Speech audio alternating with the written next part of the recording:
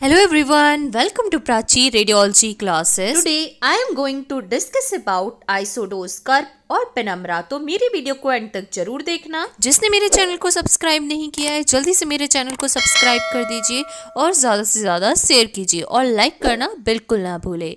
तो चलिए स्टार्ट करते। So what is isodose curve? Isodose curve क्या है? आइसोडोज कर्व एब्जॉर्ब डोज का ग्राफिकल रिप्रेजेंटेशन होता है। पेशेंट के अंदर जो डोज एब्जॉर्ब होती है ये उसका ग्राफिकल रिप्रेजेंटेशन होता है, और ये जो ग्राफिकल रिप्रेजेंटेशन होता है एब्जॉर्ब डोज का, इसको नोटेड करते हैं रेगुलर इंटरवल पर। और ये ग्राफिकल रिप्रेजेंटेशन जो होता है एब्जॉर्ब डोज का, ये बताता है एब्जॉर्ब डोज की परसेंटेज को एक रेफरेंस पॉइंट पर। दैट मीन्स कि फॉर एग्जाम्पल 10 सेंटीमीटर के स्पेसिफाइड डेप्थ पर हमको परसेंटेज ऑफ डोज देखनी है कि इस पेशेंट को कितनी एब्जॉर्ब डोज लगी है आफ्टर ट्रीटमेंट। तो ये क्या हो गया, 10 सेंटीमीटर एक रेफरेंस पॉइंट हो गया। अब यहाँ पर हमने क्या देखना है, इस 10 सेंटीमीटर पर परसेंटेज ऑफ एब्जॉर्ब डोज को एक्सप्रेस करना है। तो आइसोडोज कर्व क्या करता है, ग्राफिकल रिप्रेजेंटेशन के थ्रू एक्सप्रेस करता है वैल्यू को कि यहाँ पर इतनी डोज लगी है। दैट मीन्स कि जो आइसोडोज कर्व होता है वो क्यों बनाते हैं, वो इसलिए बनाते हैं क्योंकि ये हर एक पॉइंट पर कितनी डोज लग रही है और हर एक डेप्थ पर कितनी डोज लग रही है, मीन्स कि कितनी एब्जॉर्ब डोज लग रही है, उसको आइसोडोज कर्व क्या करता है, रिप्रेजेंट करता है। आइए मैं आपको इसको एग्जाम्पल के थ्रू समझाती हूँ। तो जैसा कि आप देख सकते हैं ये दोनों डायग्राम आइसोडोज कर्व के हैं। एक कोबाल्ट 60 गामा बीम आइसोडोज कर्व है और दूसरा डायग्राम जो है वो है 6 MB फोटोन बीम आइसोडोज कर्व का है। ये जो दोनों आइसोडोज कर्व हैं, इनके सेंटर में जो लाइन दिख रही है इसको बोलते हैं सेंट्रल रे।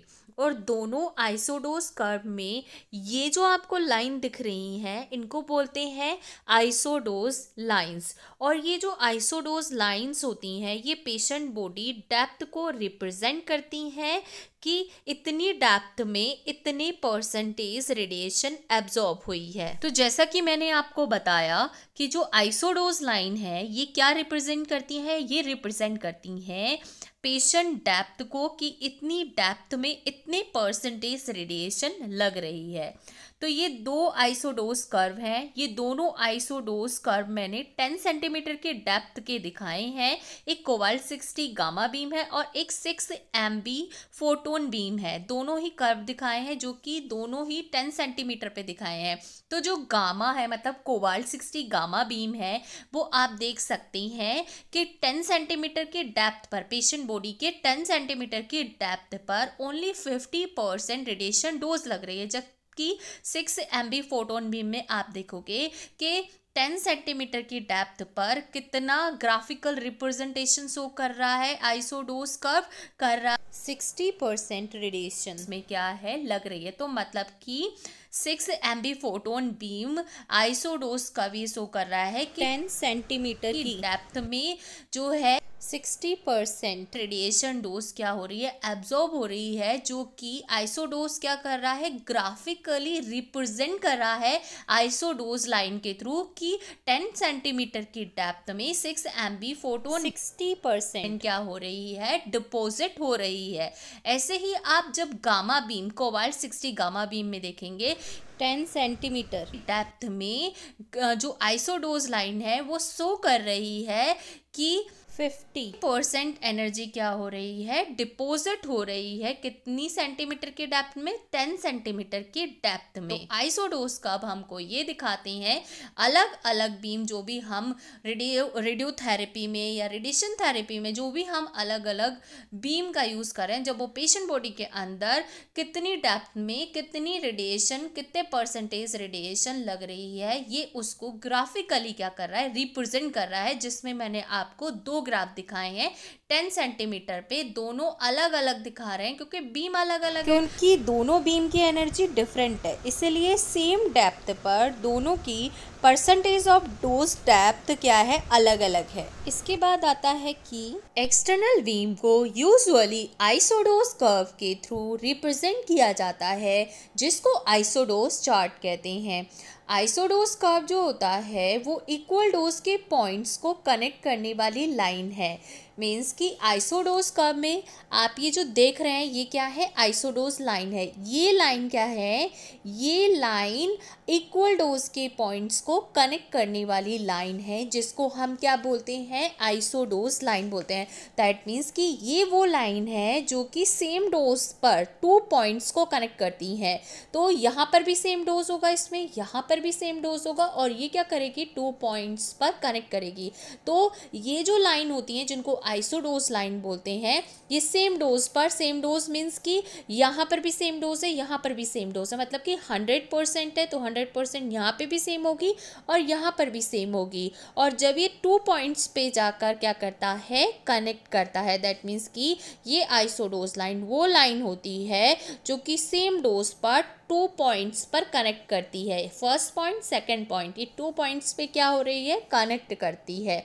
मीन्स कि ये पॉइंट्स को कनेक्ट करती है इक्वल डोज पर। ऐसा नहीं है कि इधर वाले पॉइंट पे कम डोज होगी और इधर वाले पॉइंट पे ज़्यादा डोज होगी, दोनों ही पॉइंट पे क्या होगी, इक्वल होगी।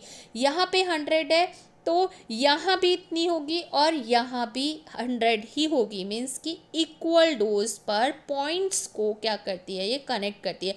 हर पॉइंट पर, इस लाइन के हर पॉइंट पे क्या होगी, इक्वल डोज होगी।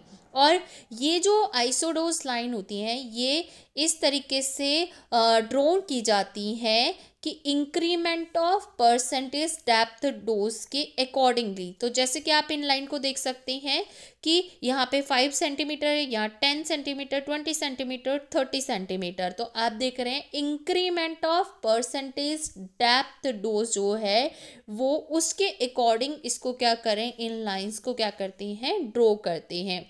और ये जो लाइंस होती है, मीन्स कि ये जो कर्व होता है ये वेरिएशन को रिप्रेजेंट करता है डोज में अलोंग द सेंट्रल एक्सिस, मतलब सेंट्रल एक्सिस से वेरिएशन ऑफ डोज को क्या करता है, रिप्रेजेंट करता है।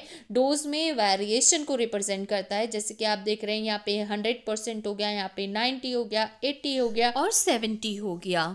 ये वेरिएशन को क्या करती है, डोज में वेरिएशन को रिप्रेजेंट करती है सेंट्रल एक्सिस से। इसके बाद नेक्स्ट आता है प्रॉपर्टीज ऑफ आइसोडोज चार्ट। आइसोडोज चार्ट की फॉलोइंग प्रॉपर्टीज होती हैं। जैसे कि नंबर 1 प्रॉपर्टी है, आइसोडोज चार्ट में जो बीम होती है उसमें डोज हमेशा सेंट्रल एक्सिस में ज़्यादा होती है और एजेस में, मीन्स की कॉर्नर में कम हो जाती है। तो डोज हमेशा बीम की सेंट्रल एक्सिस में ज़्यादा होती है और एजेस मतलब कॉर्नर में जाकर डिक्रीज हो जाती है। जैसे कि आप इस डायग्राम में देख सकते हैं, ये सेंट्रल एक्सिस है, इस एक्सिस में जो बीम होती है, बीम की जो डोज होती है वो ज़्यादा होती है, और ये जो है ये एजेस है, एजेस मतलब कॉर्नर, इस कॉर्नर में जाकर बीम क्या हो जाती है, डिक्रीज हो जाती है। बीम के अंदर नेक्स्ट प्रॉपर्टी है, बीम के अंदर दोनों प्राइमरी और स्कैटर रेडिएशन ही डोज को कंट्रीब्यूट करती है। तो बीम जो होती है, बीम के अंदर दोनों प्राइमरी रेडिएशन भी और स्कैटर रेडिएशन भी, दोनों ही डोज को क्या करती है, कंट्रीब्यूट करती है।